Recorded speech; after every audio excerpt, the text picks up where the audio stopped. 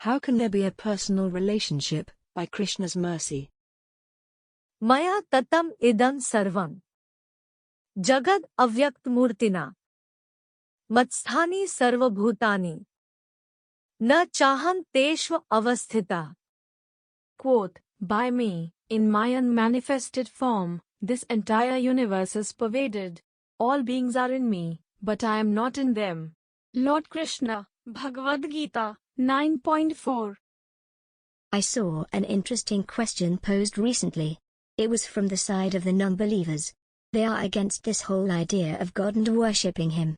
They call themselves atheists, but I understand there is nuance and detail behind that term. I mean to say that not all atheists are the same. From what I have seen, most of them merely reject the predominant religion of their specific region. They are aghast at this idea of forced surrender in the hopes of avoiding eternal damnation. They cannot fathom a God that would be so vengeful and hateful. They don't understand why people should be afraid of Him. Along those lines, one of the challenges is for this personal relationship. The question they pose relates to supposedly contradictory beliefs. On the one hand, you have this idea of greatness, the many planets, their component populations, the rivers, the trees, the sky, the clouds, the rain, the sunlight, and so forth.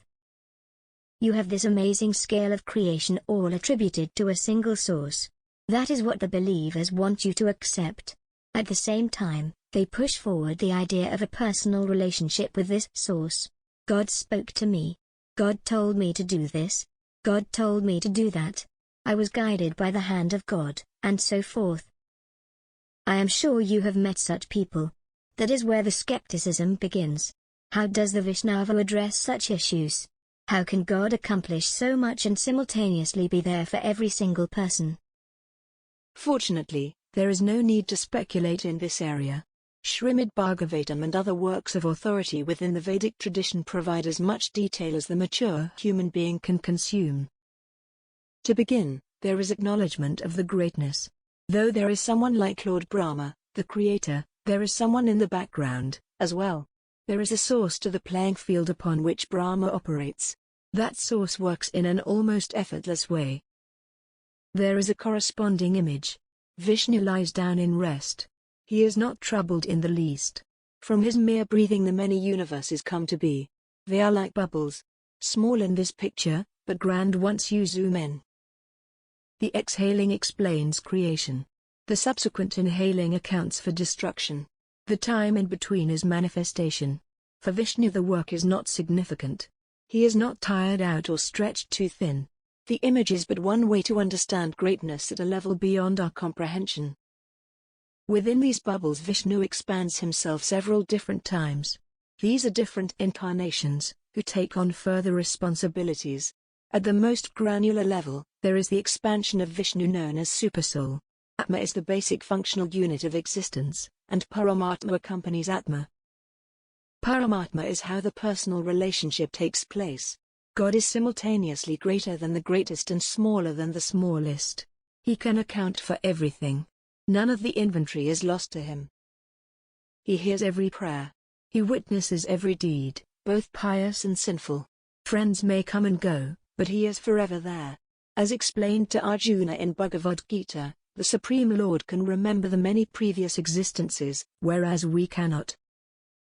Shri Bhagwan Uvach Bahuni me vyatitani Janmani tav charjun Tane aham ved sarvani Natvam ved parantap.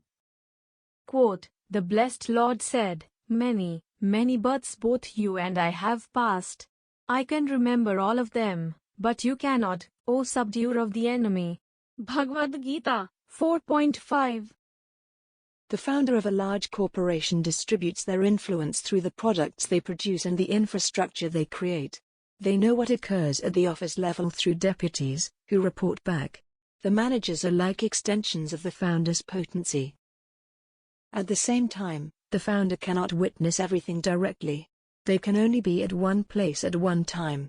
They cannot talk to everyone at a single time. Their message may reach many, through mass communication, but that is limited to a single direction. Vishnu is so great that he can simultaneously be lying down in the ocean of milk, being kicked in the chest by Bhrigu Muni, and appearing from the womb of Mother Kausalya in Ayodhya. He can be ridding the world of the evil force that is Kamsa and also receiving prayers in the many temples dedicated to him around the world. He simultaneously dances with each gopi in the Ras-Leela, under the brightest moon of the year. Once a person finds him, they never have to let go. There is no reason to be envious, as the attention never wavers. Our greatest well-wishing friend is steady in his loyalty. In closing, the universe and more, responsible for the greatest in size, how then individual tries the personal relationship where, major contradiction there. Image of Vishnu lying down, but also as super soul found.